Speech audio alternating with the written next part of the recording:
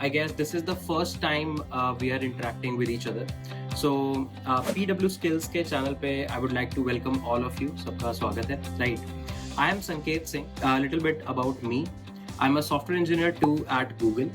Prior to Google मैंने LinkedIn के साथ as a full stack software engineer भी काम किया है. रिवीजन कर लेंगे, राइट, डायरन करेंगे ताकि हम देख पाए कि एक्चुअली वो कोड कैसे चल रहा है, right. So without any further delay हम लोग अपना पहला क्वेश्चन स्टार्ट करते हैं. तो फोक्स स्टार्ट करते हैं आज का सेशन. सो सबसे पहले हम लोग फटाफट लूप्स के ऊपर एक क्विक रिवीजन कर लेंगे, राइट. रिवीजन करने से क्या रहेगा कि आगे अभी हम लोग जो भी प्रॉब्लम सॉल्व करने वाले हैं उन सारी प्रॉब्लम्स के लिए हमारा बेस दोबारा से एक बार रिवाइज हो जाएगा, फाउंडेशन एक बार रिवाइज हो जाएंगे and we will be able to apply all of our knowledge very easily, right. So अभी तक आपने ऑलरेडी लूप्स एक बार ही पढ़ा होगा, राइट. मैं उसे फटाफट से रिवाइज कराऊंगा. I tell you the use case and all the 2-3 different type of loops जो कि आपने ऑलरेडी पढ़ लिए हैं, राइट. सो देखो यार, प्रोग्रामिंग में क्या होता है कि हमारे पास बहुत टाइम पे बहुत बार ऐसा यूज केस होता है जब हमें किसी एक टास्क को बार बार रिपीट करना पड़ता है. जब भी हमें किसी एक यूज केस को या किसी टास्क को रिपीट करना है तो हमारे पास एक पॉसिबल सोल्यूशन क्या है कि जितनी बार भी उस यूज केस को या उस इंस्ट्रक्शन को हम लोग रिपीट करने वाले, उस इंस्ट्रक्शन को हम एक और बार लिखें, फिर एक और बार लिखें, फिर एक और बार लिखें, राइट. सो लेट्स से मुझे अपना नाम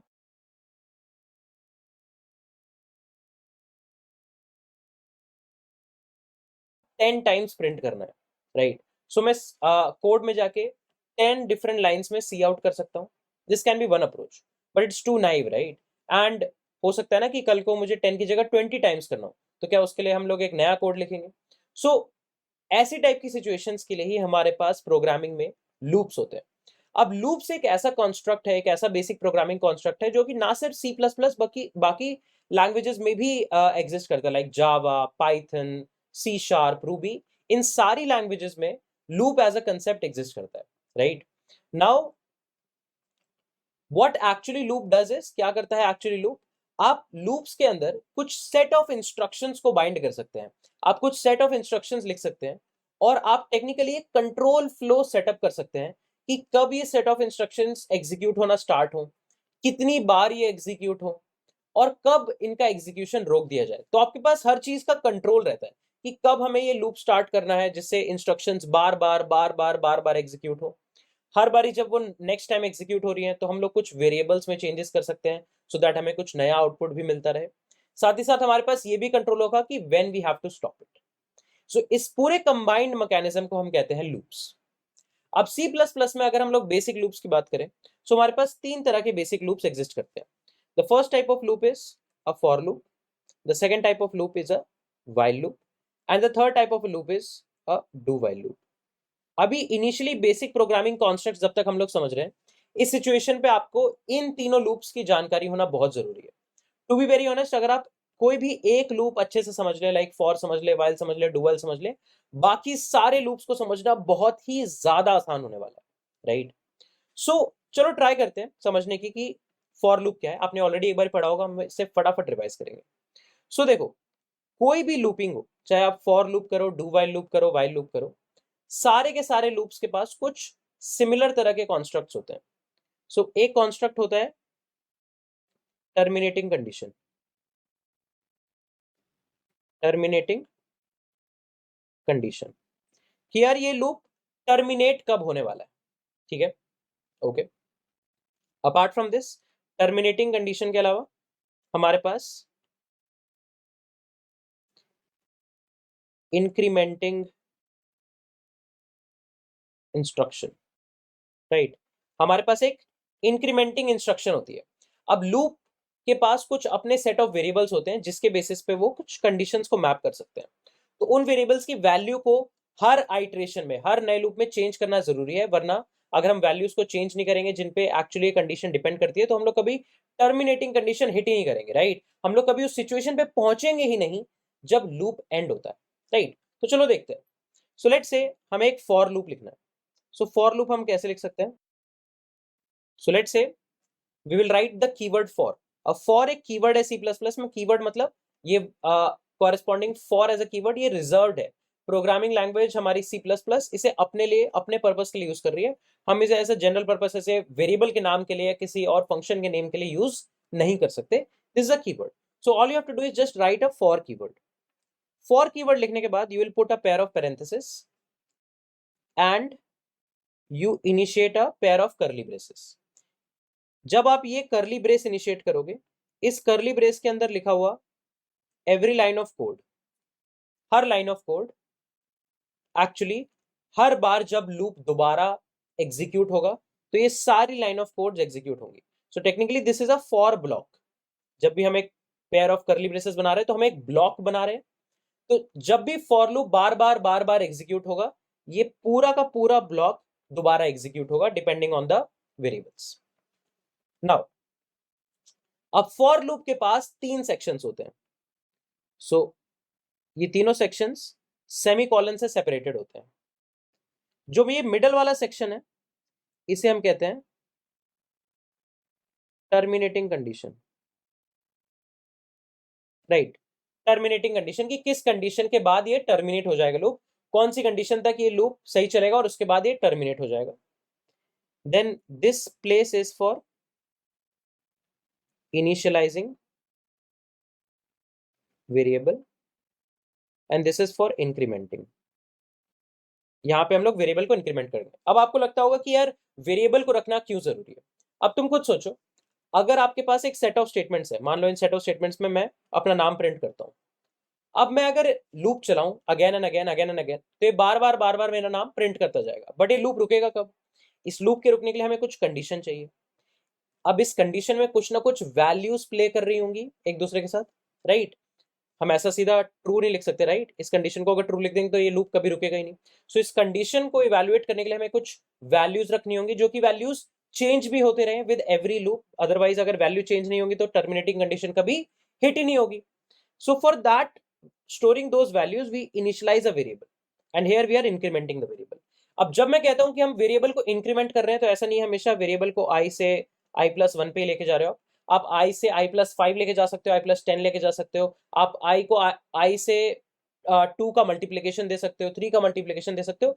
in any way the value of i should change. i decrease भी कर सकता है. Right, so let's give you an example. Let me give you an example for loop.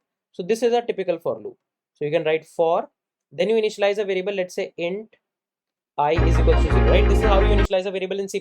you put the type, आप उसका टाइप देते हैं, उसका नाम देते हैं और उसके एक इनिशियल वैल्यू देते हैं. then you put a semicolon and then let's say you put a condition that let's say if I is less than 10 it is good to go, but the moment I becomes 10 or greater than 10 we have to terminate. So this is the terminating condition. And then I do let's say I++,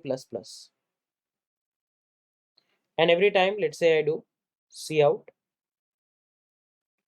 value of I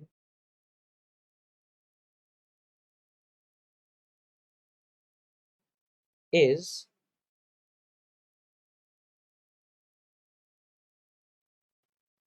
I. Right, let's say this is the piece of code. अब यहां पे क्या हो रहा है, चलो ध्यान से देखते हैं. जब ये फॉर लूप स्टार्ट हुआ तो हमारे पास एक वेरिएबल था i is equals to 0. Right, हम लोग चेक करेंगे क्या i की वैल्यू लेस देन 10 है. जी हाँ, लेस देन 10 है. तो हम लोग इस फॉर लूप में कुछ एंटर कर जाएंगे. राइट, अभी हम इंक्रीमेंट नहीं करेंगे. ये इंक्रीमेंटिंग स्टेटमेंट कब एग्जीक्यूट होगी? जब ये पूरा का पूरा फॉर लूप का ब्लॉक कंप्लीटली एग्जीक्यूट हो जाएगा. अभी तो हमारे पास एक ही लाइन है ऑल्दो, बट जब ये पूरा ब्लॉक इस करली ब्रेस से लेकर इस करली ब्रेस तक सब कुछ पूरा का पूरा एग्जीक्यूट हो जाएगा, उसके बाद ये i++ वाली स्टेटमेंट एग्जीक्यूट होगी. सो अभी i की वैल्यू 0 है, आपने चेक करा क्या 0 is less than 10? Yes. So you will print that the value of i is 0. So technically value of I is 0. This will get printed. Now you can see the whole block is done. पूरा का पूरा block हमने complete कर दिया है. अब अगर क्योंकि ब्लॉक कंप्लीट हो गया है तो उसके बाद अब i++ हो जाएगा. दैट मीन्स i की वैल्यू 0 से 1 हो जाएगी. जैसे ही i की वैल्यू 0 से 1 हुई, हम दोबारा से कंडीशन चेक करेंगे, क्योंकि अब यहां पे आने की जरूरत नहीं है. वेरिएबल को एक ही बार इनिशियलाइज करना होता है फॉर लूप में, एंड दैट्स इट. सो अब इस स्टेटमेंट पे दोबारा नहीं आना है हमें. सो जैसे ही i की वैल्यू 0 से 1 हुई, यहां से इंक्रीमेंट हुई, मैं दोबारा कंडीशन चेक करूंगा क्या 1 लेस देन 10 है. जी हाँ, 1 भी लेस देन 10 है. So I will say value of i is 1. Right, यहां पे हमें वैल्यू ऑफ i इज 1, ये लाइन हम प्रिंट कर देंगे और दोबारा से i++ कर देंगे. i की वैल्यू क्या हो जाएगी? 2 हो जाएगी. हम दोबारा से कंडीशन चेक करेंगे कि क्या 2 लेस देन 10 है, is 2 less than 10, so this statement is true, that means अभी के लिए लूप सही चल रहा है, अभी हम टर्मिनेटिंग कंडीशन को हिट नहीं किए हैं। नाउ अगर ये वैल्यू सही है, अगर 2 इज लेस देन 10 है, तो हम पूरे ब्लॉक को एग्जीक्यूट करेंगे, ब्लॉक में एक ही लाइन है, that will print value of I is 2, और दोबारा आगे बढ़ जाएंगे, सो ऑन एंड सो फोर्थ, ऐसे चलता जाएगा। Finally let's say the value of I becomes 9, हम चेक करेंगे कि क्या 9 लेस देन 10 है, जी हाँ 9 लेस देन 10 है, सो हम दोबारा प्रिंट कर देंगे that value of I is 9, और अब यहां से 9 की वैल्यू इंक्रीमेंट होकर हो जाएगी 10, हमने यहाँ पे इंक्रीमेंट कर दिया, वैल्यू होगी 10। अब हम दोबारा इस टर्मिनेटिंग कंडीशन को चेक करेंगे, इज 10 लेस देन 10, क्या 10 10 से छोटा है, नहीं, 10 can be said as to be less than और equal to 10, but 10 can not be said to be as 10 less than 10, so this condition is false. 10 is not less than 10, it can be less than equal to 10, but 10 is not less than 10, that means this condition is now false. जैसे ही आपकी terminating condition यहाँ पे false होगी, मतलब अब हम आगे नहीं बढ़ सकते, ये लूप टर्मिनेट हो जाएगा और ये आपका आउटपुट रहेगा, as simple as that, right? Okay, अब आपको ये पता लग गया है कि फॉर लूप का क्या सिंटैक्स है, आपको ये पता लग गया फॉर लूप का क्या सिंटैक्स है, राइट? अगर हम इसी सिंटैक्स को थोड़ा सा मॉडिफाई कर दें तो हमारे पास वाइल लूप आ जाएगा। अब वाइल लूप को हिट करने के लिए हम लोग क्या यूज करते हैं, वाइल कीवर्ड।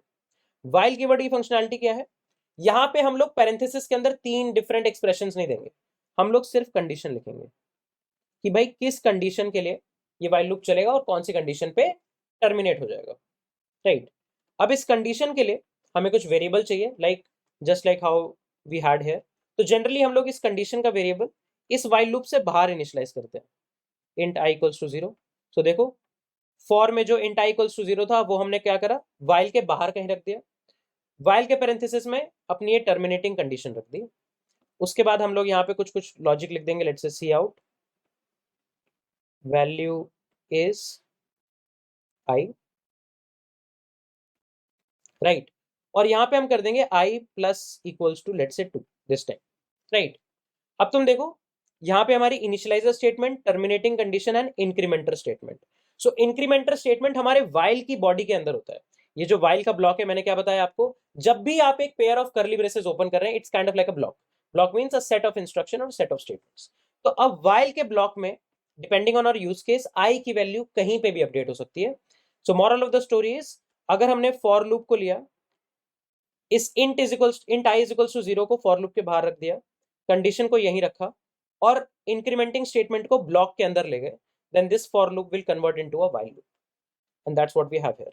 यहाँ पे हमारी इनिशियलाइजर स्टेटमेंट, टर्मिनेटिंग कंडीशन और फिर ब्लॉक के अंदर कहीं पे हमारी इंक्रीमेंटर स्टेटमेंट, ये बनता है while loop. So for example let's say I want to print the first 10 natural numbers, so I will say I is equals to 0 while let's say I is equals to 1, while I is less than or equal to 10, we'll do cout I, let's put a space, and every time I'll do I plus equals to 1, right? So now here you can see the value of I initially is equals to 1, right? Let's write it as int I is equals to 1, यहाँ पे I की value 1 है, आपने while loop hit किया, आप condition check करोगे क्या ये कंडीशन सेटिस्फाई हो रही है, क्या 1 लेस देन और इक्वल टू 10 है, जी हाँ।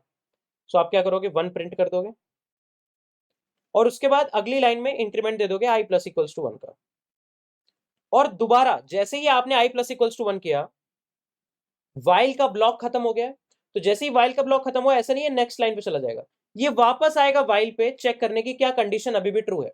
तो जब तक कंडीशन ट्रू रहेगी, ये बार बार वाइल लूप पर वापस आता रहेगा, ये सबसे बेस्ट पार्ट है, ये आगे नहीं बढ़ेगा। सो अब आई की वैल्यू 2 है, क्या 2 is less than equal to 10, yes. So हम 2 भी प्रिंट कर देंगे और आई की value i plus equal to 1 कर देंगे, राइट? और दोबारा इस वाइल लूप पे जाएंगे and so on and so forth, जाते रहेंगे। Let's say now finally we got a value 10, हमने चेक किया कि क्या 10 इज लेस देन और इक्वल टू 10, जी हाँ, it is good. So we will print a 10, see we printed a 10 here, the value of I, and then I increments, when I increments you become 11, और अब आप condition check करोगे कि क्या 11 less than equal to 10 है, no, ये condition अब violet हो गई है, ये कंडीशन अब टर्मिनेट हो गई है, अब यहां से आपका लूप आगे नहीं बढ़ सकता है, तो हम इस लूप को अब एग्जिट कर जाएंगे और यहाँ पे अगर कुछ लाइन ऑफ कोड लिखा है तो उसको एग्जीक्यूट करेंगे. This is the essence of while loop, right. So हमें फॉर लूप रिमेंबर हो गया है, समझ में आ गया, वाइल लूप समझ में आ गया. एक और तरह का लूप होता है डू वाइल लूप.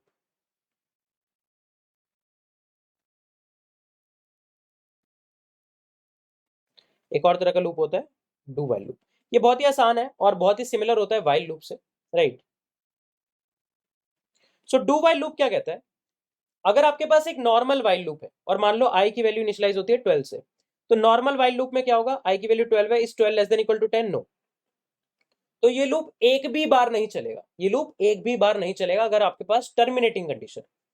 अब कभी कभी आपके पास ऐसा कंडीशन हो सकता है कि यार पहली बार लूप चलाने के लिए मुझे कोई कंडीशन चेक नहीं करनी है, अगली बार से हमेशा कुछ कंडीशन चेक करनी है. For example, let's say if I want to do some task, right, again and again,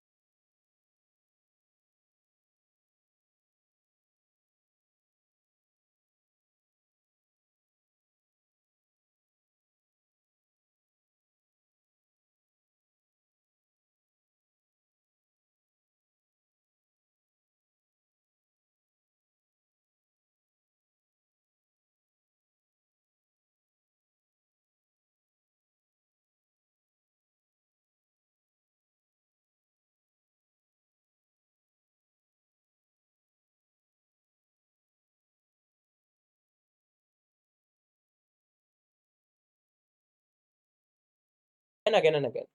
So in the while loop, what will happen? Even in the first iteration of doing that task, पहली iteration भी जब हम कर रहे हैं या पहली बार जब उस टास्क को एग्जीक्यूट कर रहे हैं तब भी आप कंडीशन चेक करते हो. अगर कंडीशन वायलेट कर गई तो आप पहली बार भी टास्क को कंप्लीट नहीं करने देते हो, राइट.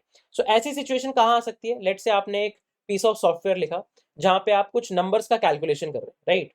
और एक बार कैलकुलेशन होने के बाद नए नंबर्स का दोबारा से आई वुड से इनपुट भी ले रहे हैं. अब यहाँ पे क्या होगा कि यार अगर आपने कोई ऐसी कंडीशन डाल दी जिससे कभी कोई इनपुट ही नहीं आया, कोई आउटपुट ही नहीं आया, तो प्रॉब्लम होगी.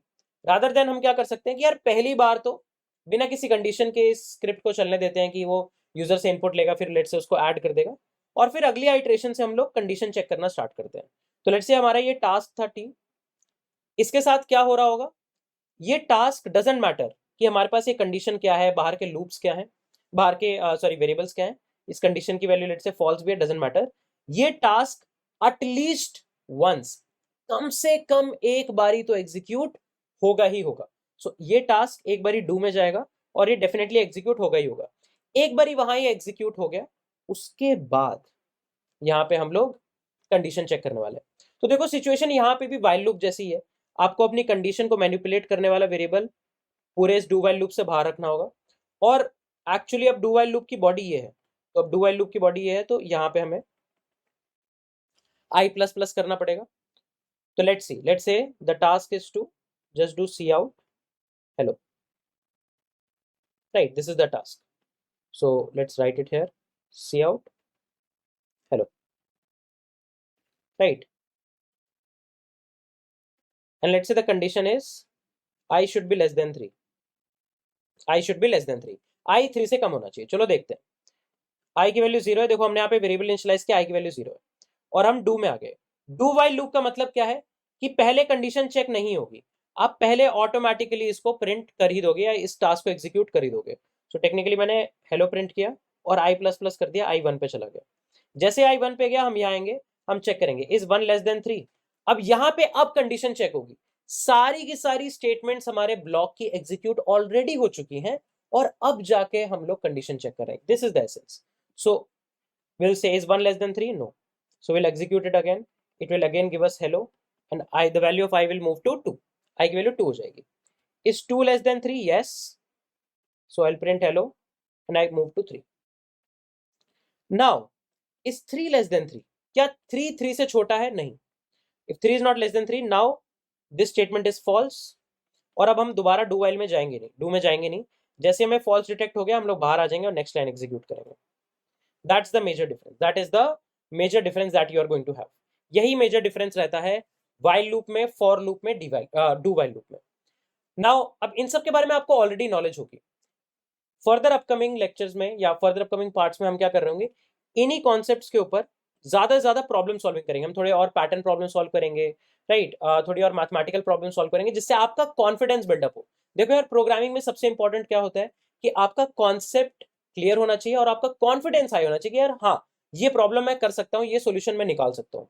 अगर आपके पास एक कॉन्फिडेंस है या आपके पास कंफर्मेशन है तो definitely programming is going to be the best thing that is going to ever happen to you, right. So हमेशा हमें मेक श्योर करना है कि हमारे पास कॉन्फिडेंस रहे कि यार जो भी आगे आने वाले क्वेश्चंस है हम लोग उसको सॉल्व कर पाएंगे क्योंकि आपके पास लूप्स की तो नॉलेज है ही. सो वो पार्ट पे तो सब कुछ सॉर्टेड है. All you have to do is just make sure that you are using the syntax correctly और आप प्रॉब्लम का लॉजिक ढूंढ के ला पाए जो कि C++ से एग्नोस्टिक रहने वाले, राइट. सो ये बहुत ही मेजर पार्ट है, राइट, फॉर लूप का, वाइल लूप का और डू वाइल लूप का. सो आई वुड रेकमेंड कि एक बार फटाफट सारे के सारे लूप्स को एग्जीक्यूट करके देख लेते हैं ताकि हमें पता लग जाए कि एक्चुअली सिंटैक्टिकली क्या चीजें हो रही हैं यहाँ.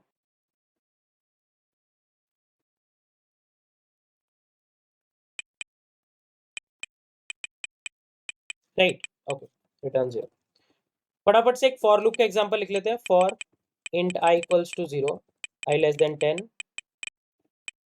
I plus plus, let's say see out I and then a new line. That's it. Simple for loop. If you run it, you can see 0 से लेकर 9 तक सारे नंबर मेरे पास प्रिंट हो गए. अब मैं क्या करूंगा, इसी फॉर लूप को कन्वर्ट करूंगा. ये हमारे पास फॉर लूप है, इसी को कन्वर्ट करेंगे. तो देखो, फॉर को मैं वाइल में कन्वर्ट कर देता हूँ. अब वाइल का बेस्ट पार्ट क्या है कि वाइल में ऐसे 3 एक्सप्रेशंस नहीं होते कि आपको वेरिएबल इनिशियलाइज भी वाइल के इन पैरेंथेसिस में करना है, फिर कंडीशन चेक करनी, फिर इंक्रीमेंटल. आप क्या कर सकते हो कि इनिशियलाइज करने के लिए वेरिएबल को वाइल के आउटसाइड लेके जा सकते हो और कोई भी इंक्रीमेंटल लॉजिक के लिए आप वाइल की बॉडी या ब्लॉक यूज कर सकते हो. वाइल के पैरेंथेसिस में हमेशा सिर्फ कंडीशन आएगी एंड दैट्स इट. सो हमने int I equals to 0 को बाहर कर दिया, I प्लस प्लस को रिलेटिवली अंदर कर दिया एंड दैट्स इट. यहाँ पे एक सेमीकोलन लगा लेते हैं and we will be ready to go. So execute करते हैं इस कोड को, राइट. यहाँ पे भी एक सेमीकोलन आएगा. एग्जीक्यूट करते हैं इस कोड को. Now you can see again we are getting from everything from 0 to 9, so this is going to be same, right. And at last what I can do is, let me demonstrate you do while loop. So I'll say do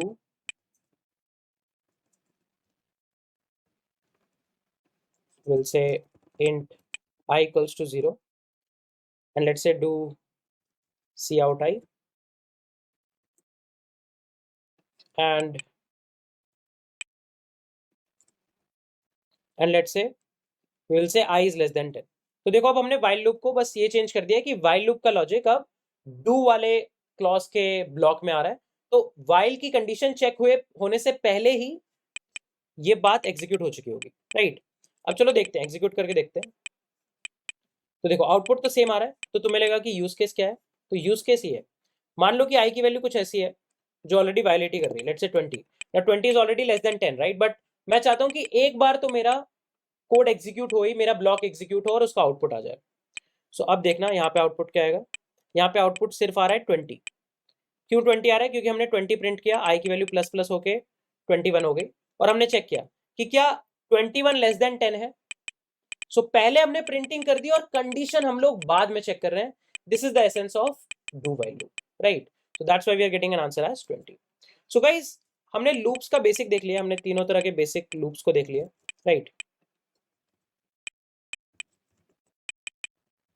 हमने तीन तरह के basic loops को देख लिया, तो हमारा काम बन जाने वाला है, हमारा काम बन जाने वाला है। And let's just comment this one out, right? Okay,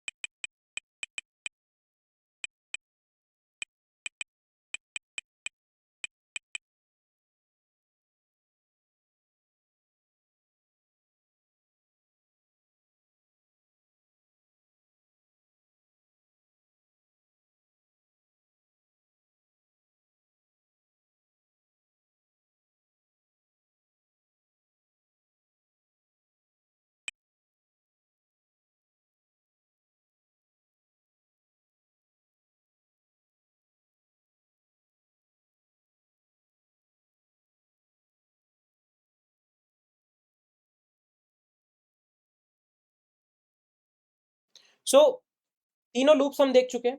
अब स्टार्ट करते हैं हमारी प्रॉब्लम सॉल्विंग के ऊपर। हमने पहली प्रॉब्लम पिक करने वाले हैं, उस प्रॉब्लम को सॉल्व करेंगे, बहुत ही डीपली एनालाइज करेंगे। So stay tune for me and let's just start the problem solving part. तो यार, हमारी पहली प्रॉब्लम है कि हमें ये पैटर्न प्रिंट करना है, right? So first question is to print this corresponding pattern. You can say write a program to print the alphabet diamond pattern. तो हम इस पैटर्न को कह रहे हैं अल्फाबेट डायमंड पैटर्न। तो यहाँ पे आपको ये थोड़ा सा डिस्टॉर्टेड लग रहा होगा, but I will explain the whole problem to you. तो हमें टेक्निकली एक पैटर्न की प्रॉब्लम सॉल्व करनी है। आपने ऑलरेडी बहुत सारी पैटर्न की प्रॉब्लम्स प्रीवियस लेक्चर्स में सॉल्व करी होगी, राइट? अगर आपने पैटर्न की अब तक एक भी प्रॉब्लम सॉल्व नहीं करी है या प्रीवियस कुछ लेक्चर्स मिस किए हैं, सो आई वुड हाईली रिकमेंड कि आप पहले जाकर वो सारे लेक्चर्स कवर कर लें और उसके बाद इस प्रॉब्लम सॉल्विंग सेशन पे आए, क्योंकि इस प्रॉब्लम सॉल्विंग सेशन में पुरानी सारी की सारी नॉलेज यूज हो रही होगी, ठीक है? चलो, so we have to print this diamond alphabet pattern. तो देखते हैं पैटर्न कैसा दिखता है। So technically speaking, you have a pattern like this. ऐसा कुछ पैटर्न है। यहाँ पे मैंने एक लाइन ड्रॉ करी है। ये लाइन आपका समझ लो कि आपकी स्क्रीन के लिए स्टार्ट है, राइट? और लेट्स से अगर आपके पास इनपुट आता है n is equals to 5, right? अगर आपके पास n इज इक्वल्स टू 5 का इनपुट आता है, तो आपको ऐसा ये पैटर्न प्रिंट करना है। अब इस पैटर्न की खास बात क्या है देखते हैं। तो ध्यान से अगर आप लोग देखेंगे तो ये पैटर्न एक डायमंड फॉर्म ऑफ शेप ले रहा है, एक डायमंड का शेप ले रहा है ये पैटर्न। और इस डायमंड के अंदर सारे के सारे अल्फाबेट्स हमने लिखे हुए हैं। फॉर एग्जाम्पल, अगर मैं यहाँ पे लाइन नंबर्स लिख दूं, this is line number 1, this is line number 2, 3, 4, 5, 6, 7, 8, 9, ठीक है? So technically speaking, n is equals to 5 के लिए आपको 9 लाइन्स को प्रिंट करना है। लाइन नंबर 1 में आपके पास 4 स्पेसेस होंगे और उसके बाद आप a प्रिंट करोगे। लाइन नंबर 2 में आपके पास 3 स्पेसेस होंगे और फिर आप a b c प्रिंट करोगे।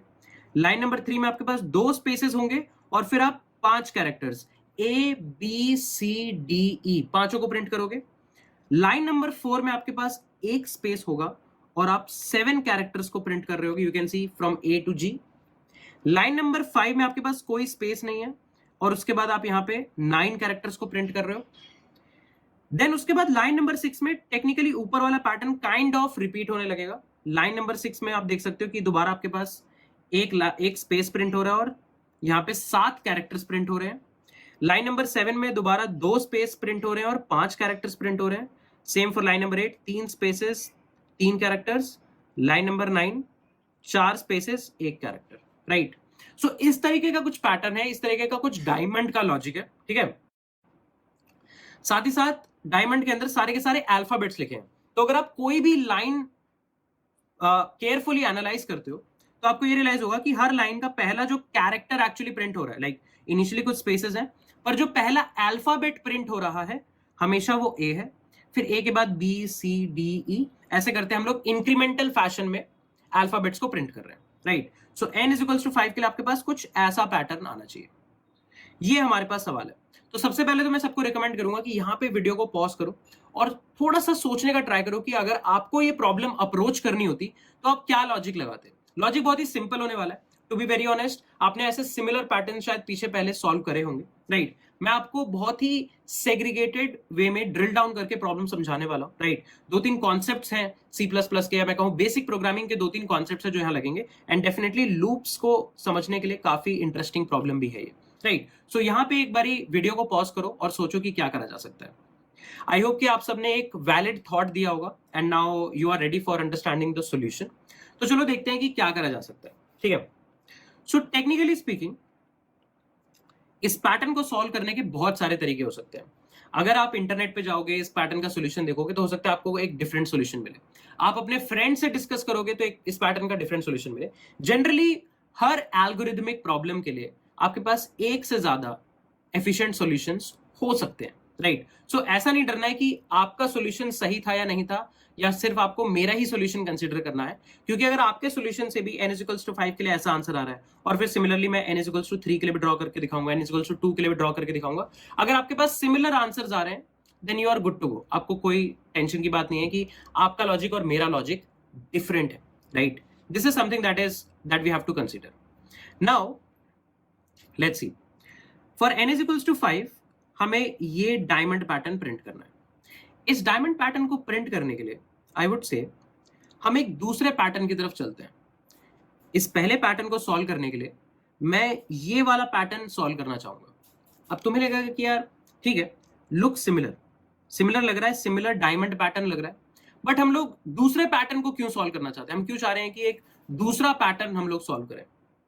आप 0 से 1 जाना चाहते हैं तो आप +1 कर लेंगे, 1 से 2 जाना चाहते हैं दोबारा +1 कर लेंगे। तो यहाँ पे एडिशन ऑपरेशन का यूज करके मैं बहुत इजीली चीजों को मैनिपुलेट कर सकता हूँ, राइट। ये बस समझाने के सेंस में अब समझने के लिए अगर आप ये पैटर्न प्रिंट कर पाते हैं तो इस पैटर्न से एक्चुअली हम लोग इस वाले पैटर्न पे कैसे आ सकते हैं, ये सोचने की बात है। अब यार इस पैटर्न की कोई भी आप रो चेक करो, वो 0 पे जा रहा है, फिर 1 पे जा रहा है, फिर 2 पे जा रहा है, फिर 3 पे, सो on and so forth, right. और टेक्निकली हमारे ओरिजिनल पैटर्न में हम पहले ए पे जा रहे हैं, फिर हम बी पे जाते हैं, फिर सी पे जाते हैं, फिर डी पे जाते हैं, so on and so forth, right. So दोनों पैटर्न कैसे रिलेटेड है, लेट्स सी। अब हमें ये बात पता होनी चाहिए कि C++ में जब भी हम लोग कैरेक्टर्स को स्टोर करते हैं तो वो कैरेक्टर्स ASCII फॉर्म में स्टोर हो रहे होते हैं, राइट। फॉर एग्जांपल लेट्स से you say char ch is equals to a, right? Char ch is equals to a. Now in the memory what will happen, you will be having a variable, आपके पास एक variable होगा जिसका नाम होगा ch। अब ch एक character variable है, तो आपको हो सकता है ऐसा लगे कि इस वेरिएबल के अंदर हमने सीधा कैरेक्टर a स्टोर कर रखा है, बट ऐसा नहीं है। C++ में ऐसा नहीं होता है। एक्चुअली हम a स्टोर नहीं करते हैं, हम लोग ASCII ऑफ a स्टोर करते हैं, ASCII of a stored, and to be general ASCII of the character, जो भी कैरेक्टर है उसका हम लोग ASCII स्टोर करने की कोशिश करते हैं, राइट। अब ASCII वैल्यू क्या होती है? सो मैं आपको एक टेबल दिखाना चाहूंगा फटाफट, ताकि आपको थोड़ा सा आइडिया लग जाए और थोड़ा रिवाइज हो जाए कि ASCII टेबल कैसे दिखती है, right. So this is like an ASCII table, right. इसको थोड़ा जूम इन करें अगर, तो आप देख सकते हो कि बहुत सारे कैरेक्टर्स हैं, राइट। बहुत सारे कैरेक्टर्स के लिए उनके कॉरेस्पॉन्डिंग हमने एक डेसिमल वैल्यू या एक इंटीजर वैल्यू एलोकेट कर रखी है। फॉर एग्जांपल कैपिटल ए के लिए वैल्यू है 65, कैपिटल बी के लिए वैल्यू है 66, स्मॉल ए के लिए वैल्यू है 97, स्मॉल बी के लिए वैल्यू है 98, हैश टैग के लिए वैल्यू है 35। ऐसे बहुत सारे कैरेक्टर्स हैं, उन कैरेक्टर्स के कॉरेस्पॉन्डिंग हमने एक इंटीजर वैल्यू एलोकेट कर रखी है। सो ASCII आप लोग ये समझ सकते हैं कि एक तरह का स्टैंडर्ड है जिसमें हमने एक सेट ऑफ कैरेक्टर्स को डिफाइन किया हुआ है और उनके कॉरेस्पॉन्डिंग कन्वर्जन्स लिखी हैं कि वो डेसिमल में, ऑक्टल में, हेक्साडेसिमल में कैसे दिख रहे होंगे, राइट। सो अभी के लिए हमें ये जानने की जरूरत है कि जब भी हम लोग कैरेक्टर्स को स्टोर करते हैं किसी भी वेरिएबल में, तो वो एक्चुअली एक कैरेक्टर स्टोर नहीं होता है, उसकी ASCII वैल्यू स्टोर होती है हमारे C++ में, right. Okay, in that case एक बहुत ही इंपॉर्टेंट थिंग है जो आप ऑब्जर्व कर सकते हो कि ASCII of small a is 97 and ASCII of small b is 98, ASCII of small c is 99, ASCII of small d is 100. तो ASCII अगले कैरेक्टर का +1 होता है, राइट? अगर आपके पास b का ASCII आपको पता है 98 है, तो c का ASCII निकालना बहुत आसान है। आप 98 + 1 कर दोगे, आपके पास c का ASCII आ जाएगा, राइट? 99 आपको पता है c का ASCII, उसमें +1 कर दोगे तो आपके पास d का ASCII आ जाएगा। सो अगर आप किसी भी पर्टिकुलर कैरेक्टर पे हो और आपको उसका ASCII पता है, तो उसके नेक्स्ट कैरेक्टर का ASCII क्या होगा? आपके करंट कैरेक्टर के ASCII का +1। ये बात बहुत सिंपल है, राइट? अब सोचने की बात यह है कि इस ऑब्जर्वेशन का हम लोग क्या कर सकते हैं। सो C++ में हमारे पास कॉन्सेप्ट होता है टाइप कास्टिंग का। टाइप कास्टिंग मतलब एक टाइप को हम लोग दूसरे एक पर्टिकुलर टाइप में कन्वर्ट कर सकते हैं। फॉर एग्जाम्पल, हम लोग एक इंटीजर को कैरेक्टर में कन्वर्ट कर सकते हैं, कैरेक्टर को इंटीजर में कन्वर्ट कर सकते हैं, एंड सो ऑन, राइट? ये टाइप इंटर कन्वर्जन अवेलेबल है हमारे पास C++ में। सो लेट्स से if let's say you have a number 97, right? So 97 का ASCII क्या है? A। और इस नंबर के पीछे अगर हम लोग पैरेंथेसिस में ऐसे कैरेक्टर लिख दें, so what will happen is, यहाँ पे हमारे पास एक्सप्लिसिट टाइप कन्वर्जन हो जाएगा। एक्सप्लिसिट टाइप कन्वर्जन मींस आपने मैनुअली इस इंटीजर को कैरेक्टर टाइप कन्वर्ट करने की कोशिश करी है, राइट? सो 97 को अगर आप कैरेक्टर में कन्वर्ट करोगे, सो इसका रिस्पॉन्स आपको मिलेगा small A, right? And similarly अगर आपके पास कोई कैरेक्टर है ए और आपने मैनुअली उसको इंटीजर टाइपकास्ट करा या इंटीजर में कन्वर्ट करने के लिए ट्राई करा, तो इस कैरेक्टर का कॉरेस्पॉन्डिंग ASCII आपको मिल जाएगा 97, राइट? सो ये टाइप कन्वर्जन बहुत हेल्पफुल होने वाली है हमारे लिए। Let me even show you a quick demo जहां पे हम लोग ये अंडरस्टैंड कर पाएंगे कि ये टाइप कन्वर्जन हो कैसे रही है, right? So we will see some examples, थोड़े से एग्जांपल्स देखते हैं। So let's say I will create a file type conversion demo.js, ठीक है? बेसिक बॉयलर प्लेट ले आते हैं, hash include iostream, sorry, it should not be a JS file, it should be a CPP file, my bad.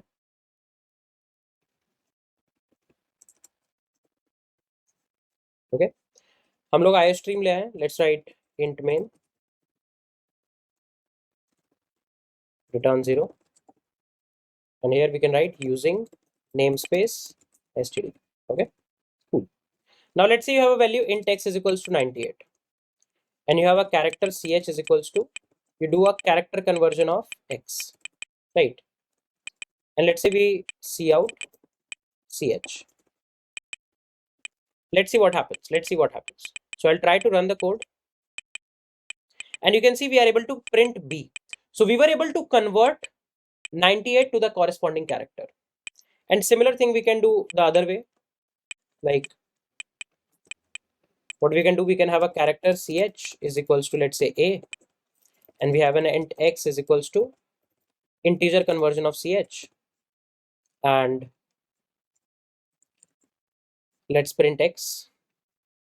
If you run it, you're going to get 97, जो कि क्या है, a की ASCII value है। तो आप देख सकते हो, आप टाइप इंटर कन्वर्जन कर सकते हो। ऐसे आप फ्लोट को इंटीजर में कन्वर्ट कर सकते हो, इंटीजर को फ्लोट में कन्वर्ट कर सकते हो। डिफरेंट टाइप कन्वर्जन हमारे पास अवेलेबल है। अब ये तो हो गया एक्सप्लिसिट टाइप कन्वर्जन, जहां पे आपने एक्सप्लिसिटली ये बता दिया कि यार इसको इंटीजर में कन्वर्ट करना है। Now a very interesting part, अब एक बहुत ही इंटरेस्टिंग चीज देखते हैं। लेट्स से हमारे पास एक कैरेक्टर है ch is equals to a, right? और मैं यहाँ पे क्या प्रिंट करने की कोशिश करता हूँ, मैं प्रिंट करता हूँ ch+1। अब सोचने की बात है कि यार यहाँ पे कैरेक्टर तो a है और हम एक एडिशन ऑपरेशन कर रहे हैं, +1 करना चाहते हैं, तो क्या होगा? Let's see, I clear the console and if I run it, तो हमारे पास 98 प्रिंट हो गया है और a का खुद का ASCII क्या होता है? 97। तो टेक्निकली यहाँ पे क्या हुआ, यहाँ पे हमने कैरेक्टर को जब ऐड करना था तो हमने ऑटोमेटिकली उस कैरेक्टर को इंटीजर में कन्वर्ट कर दिया। This is implicit type conversion. Implicit type conversion means हमने मैनुअली C++ को ये नहीं कहा कि आप कैरेक्टर को इंटीजर में कन्वर्ट करो और फिर ऐड करो। C++ ने खुद ही फिगर आउट कर लिया कि यार यहाँ पे हम लोग एक इंटीजर एडिशन करने वाले हैं, तो कैरेक्टर के साथ तो नहीं कर सकते, तो इसलिए कैरेक्टर को उसके कॉरेस्पॉन्डिंग ASCII में कन्वर्ट किया जा सकता है। तो हमने ASCII में कन्वर्ट किया और फिर उस ASCII इंटीजर में +1 किया और प्रिंट कर दिया 98। अब तुम्हें लगेगा कि ठीक है, ये बात तो सही सही लग रही है और इंटर कन्वर्जन भी हमारे पास हो पा रहा है। अब इसका फायदा क्या है? फायदा है ये, अब CH+1 मैं यहाँ पे लिखूं अगर int x is equals to CH+1 और यहाँ पे प्रिंट कर दूं कैरेक्टर ऑफ x, मतलब मेरे पास a था, मैंने a में +1 किया तो मेरे पास 98 आ गया और मैंने 98 को कैरेक्टर में कन्वर्ट कर दिया। सो टेक्निकली यू कैन सी मेरे पास b आ गया। अब इस लॉजिक को हम लोग अपने पैटर्न में यूज कर सकते हैं, क्योंकि पैटर्न में हमें पता है कि हम लोग 0 से 1 कैसे जाएंगे, 1 से 2 कैसे जाएंगे, +1 करके। सो टेक्निकली अगर मैं इस पूरे के पूरे पैटर्न को एक्चुअली हर नंबर को a से ऐड कर दूं, या मैं कहूं a के एस्काई से, कैपिटल a के एस्काई से ऐड कर दूं, कैपिटल a का एस्काई है 65, राइट। सो 0 में हम लोग 65 ऐड करेंगे तो ये क्या बन जाएगा 65, और इसको कैरेक्टर में कन्वर्ट करेंगे तो ये बन जाएगा a। सिमिलरली यहाँ पे a 65 + 1 b 65 + 2 c, यहाँ पे again 65 is a 65 + 0 65 a 65 + 1 is b c d e and so on and so fourth. तो हमें क्या करना है, हमें a से स्टार्ट करना है, किसी भी रो को a से स्टार्ट करना है, और फिर उसका नेक्स्ट कैरेक्टर हम लोग कैसे फिगर आउट करेंगे, हम लोग a में a+1 कर देंगे और फिर उसको कैरेक्टर में कन्वर्ट कर लेंगे, जैसे कि हमने यहाँ करा है। मैंने यहाँ पे स्टेप बाय स्टेप करा है, पहले स्मॉल a लिया हमने, यहाँ पे तुम कैपिटल a भी ले सकते हो, राइट। सो हम पहले a में +1 कर देंगे और उसको कैरेक्टर में कन्वर्ट कर देंगे। वन लाइन में अगर हमें करना है, एक ही लाइन में हम ये करना चाहते हैं, so what we can do is we can do character conversion of CH+i, right, where i can be 0 1 2 3 4 anything. सही लग रहा है? अब ये बात एक बारी हमें पता लग गई कि अच्छा ये तो सॉर्टेड है, कि अगर हमें पता लग गया कि किस लाइन में कितने कैरेक्टर प्रिंट करने हैं तो वो करना तो आसान है। क्योंकि आप लोग मुझे ये बताओ, अगर मैं आपको ये कहूं कि एक पर्टिकुलर लाइन में मैं 9 कैरेक्टर्स प्रिंट करना चाहता हूँ, ABCDEFGHI, मैं 9 कैरेक्टर्स एक लाइन में प्रिंट करना चाहता हूँ। तो ये चीज हम लोग कैसे कर सकते हैं, हम लोग इसको लूप लगा के कर सकते हैं। हम लोग कर सकते हैं for int let's say j equals to 0, मैं एक j का लूप लिख रहा हूँ, j less than 9 j++ and मैं क्या प्रिंट कर दूंगा, C out character conversion of A+i, right. ये लिखेंगे तो हमारा काम बन जाएगा। ये ध्यान से देखो आप, यहाँ पे हमने j का लूप 0 से स्टार्ट किया, सो करेंटली j की वैल्यू क्या है, 0 है। हम लोग कहाँ तक जाएंगे, लेस देन 9 तक जाएंगे, क्योंकि हमें 9 कैरेक्टर्स प्रिंट कर रहे हैं, तो 0 से 8 9 कैरेक्टर्स प्रिंट हो जाएंगे। उसके बाद हमने क्या प्रिंट किया, A+i, और technically this should be j, A+j, A+j। So j की वैल्यू है 0, A+0, और उसको हम लोग कैरेक्टर में कन्वर्ट कर रहे हैं, तो इसकी वैल्यू क्या हो जाएगी, a ही हो जाएगी। तो हम लोग a प्रिंट कर देंगे, और देखो मैं यहाँ पे किसी नई लाइन में नहीं जा रहा हूँ या कोई और डिलीमीटर कैरेक्टर नहीं दे रहा हूँ। सो दोबारा लूप आगे बढ़ेगा, j++ हो जाएगा, j बिकम्स 1। नाउ अब हम लोग क्या प्रिंट करेंगे, a+1, और फिर उसको कैरेक्टर में कन्वर्ट कर देंगे। So a+1 will be what, 66, and the ASCII value 66 converts to a character capital B, तो हम B प्रिंट कर देंगे, और फिर लूप में दोबारा जाएंगे, j की वैल्यू 2 हो जाएगी। जब j की वैल्यू 2 हो जाएगी, सो a+2, और उसको कैरेक्टर में कन्वर्ट करेंगे, सो a65 + 2 इज व्हाट, 67, और अगर 67 को आप कैरेक्टर में कन्वर्ट करोगे तो आपको क्या मिलेगा, c मिलेगा, and so on and so fourth. इसी तरीके से DEFGHI, ये सब कुछ आप प्रिंट कर सकते हो। मैं फटाफट से आपको एक डेमो शो करता हूँ इस चीज का, राइट। तो हम लोग स्टेप बाय स्टेप अपने पैटर्न को ब्रेक डाउन करेंगे और फिगर आउट करेंगे कि कैसे हम उसको प्रिंट कर सकते हैं। सो एक नई फाइल बनाते हैं, right. Let's write #include iostream and int main return 0।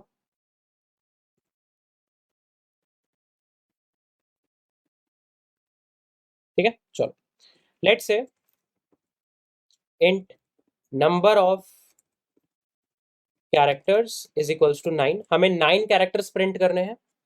सो यहाँ देखो हमने क्या करा, हम एक लूप लगाएंगे 0 से नंबर ऑफ कैरेक्टर्स का. So for int j equals to 0, j less than number of characters j plus plus. और हम लोग क्या सी आउट कर देंगे, क्या प्रिंट कर देंगे, character converted a plus j, ये हम लोग प्रिंट कर देंगे, राइट. सो j की वैल्यू इनिशियली 0 होगी, तो a प्लस 0 क्या हो जाएगा, a हो जाएगा. फिर j की वैल्यू a प्लस 1 क्या हो जाएगा, b हो जाएगा. सो इसको हम लोग थोड़ा सा और सेग्रीगेटेड फॉर्म में लिख सकते हैं. We can say char ch is equals to character converted a, sorry, capital A plus J, and we can print ch directly, right. इसको हम लोग अभी debug करके भी देखेंगे. So let's first of all try to run it. So देखो A B C D E F G H I print हो रहा है. और अगर इसको अब हम debug करें, so let's try to debug.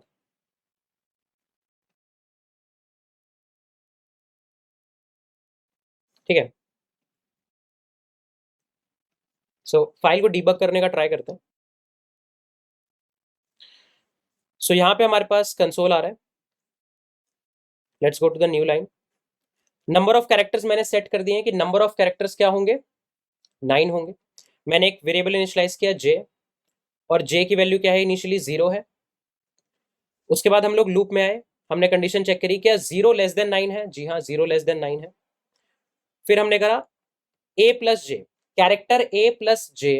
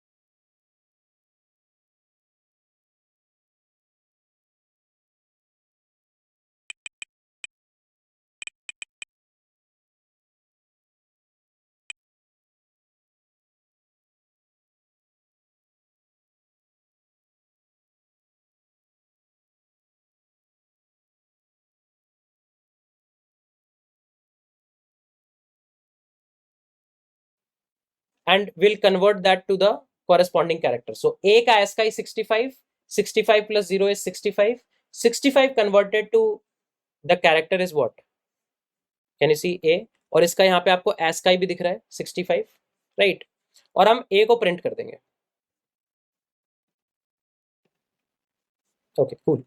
Now अभी के लिए हमने a को प्रिंट कर दिया है, हम आगे चलेंगे. अब j की वैल्यू क्या हो जाएगी, +1, j 1 हो गया, ठीक है. प्रीवियसली कैरेक्टर में क्या पढ़ा था, वेरिएबल a पढ़ा था, क्योंकि अब दोबारा से लूप में आया, नया कैरेक्टर बनेगा, right. So a plus 1, 65 plus 1 is what, 66. सो 66 को कैरेक्टर में कन्वर्ट किया हमने, हमें क्या मिल गया, b मिल गया. और देखो इसका s का ही दिख रहा है 66, हम लोग b प्रिंट कर देंगे. सिमिलरली a प्लस 2 क्या हो जाएगा, c, हम लोग c प्रिंट कर देंगे. देन a प्लस 3 क्या हो जाएगा, d, तो 65 plus 3 68, that is d, and so on and so fourth. इसी तरीके से चलते रहेंगे. g तक आ गए हम लोग, h, फाइनली हम लोग लास्ट 8 ऐड करेंगे तो i मिल जाएगा, and we have completed the execution. ठीक लग रहा है. सो अगर आप यहाँ पे देखें आउटपुट, तो हमारे पास ABCDEFGHI मिल जाएगा। ठीक लग रहा है? सो आई होप कि ये ड्राई रन हेल्पफुल था, राइट? अब इस ड्राई रन के बाद हम लोग एक बारी पेन पेपर पे भी जब पूरा पैटर्न लिख लेंगे तो उसका भी ड्राई रन कर रहे होंगे, डोंट वरी। अब एक बारी हमें ये पता लग गया है कि किसी भी पर्टिकुलर रो में हमें ये पता है कि कितने कैरेक्टर्स प्रिंट करने हैं, तो मैं ये वाला लूप यूज कर सकता हूँ, राइट? सो मैं कमेंट डाल देता हूँ, the loop below helps us to print the given number of characters in one line।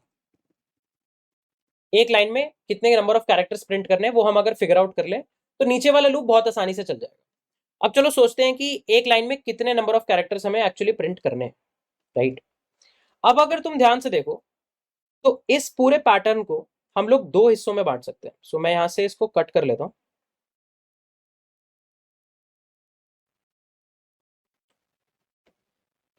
इस पूरे पैटर्न को हम लोग दो हिस्सों में बांटेंगे। First part is this, first part is going to be this particular part. ये अपर ट्रायंगल, ये अपर ट्रायंगल हमारा फर्स्ट पार्ट है, अपर ट्रायंगल। और similar to this we have a kind of like a lower triangle also. तो ये हमारा lower triangle है। So upper triangle और लोअर ट्रायंगल के लिए हम लोग डिफरेंट लूप्स लिखेंगे, उसको दोनों को डिफरेंटली हैंडल करेंगे, ठीक है? सो अभी बस अपर ट्रायंगल पे फोकस करते हैं। अगर आप लोग अपर ट्रायंगल देखो, so line number one, line number one में आपके पास एक कैरेक्टर प्रिंट हो रहा है। लाइन नंबर वन में एक कैरेक्टर प्रिंट हो रहा है। लाइन नंबर टू में आपके पास तीन कैरेक्टर्स प्रिंट हो रहे हैं। सो लाइन नंबर टू में आपके पास तीन कैरेक्टर्स प्रिंट हो रहे हैं, तो नंबर ऑफ कैरेक्टर्स यहां पे तीन हो गए। लाइन नंबर थ्री में आपके पास पांच कैरेक्टर्स प्रिंट हो रहे हैं। सो लाइन नंबर थ्री में हमारे पास पांच कैरेक्टर्स आ गए। लाइन नंबर फोर में हमारे पास सेवन कैरेक्टर्स प्रिंट हो रहे हैं। सो लाइन नंबर फोर में seven, and similarly line number five में नाइन, लाइन नंबर फाइव में नाइन कैरेक्टर प्रिंट हो रहे हैं। अब पैटर्न की प्रॉब्लम में ना मैं हमेशा प्रॉब्लम को इसी तरीके से अप्रोच करता हूं कि क्या मैं हर लाइन के लिए कुछ मैथमेटिकल फॉर्मूला कैलकुलेट कर सकता हूं क्या? इससे प्रॉब्लम बहुत आसान हो जाती है। अगर तुम ध्यान से देखो ये पर्टिकुलर इनपुट आउटपुट पैटर्न को किसी general value I, here ith line में, आईएथ लाइन में आपके पास कितने कैरेक्टर्स होंगे, कैसे फिगर आउट करोगे? वन के लिए आंसर वन है, टू के लिए थ्री है, थ्री के लिए फाइव है। सो टेक्निकली कैन आई से the number of characters in the ith line is 2 into I, 2 into I plus 1. Can I say that? 2 into I plus 1, or technically 2 into I minus 1. 2 into I minus 1. This should be the correct form. Let's see. When I is equals to 1, 2 into 1 minus 1 is 1. When I is equals to 2, 2 into 2 minus 1 is 3. When I is equals to 3, 2 into 3 minus 1 is 5. Right?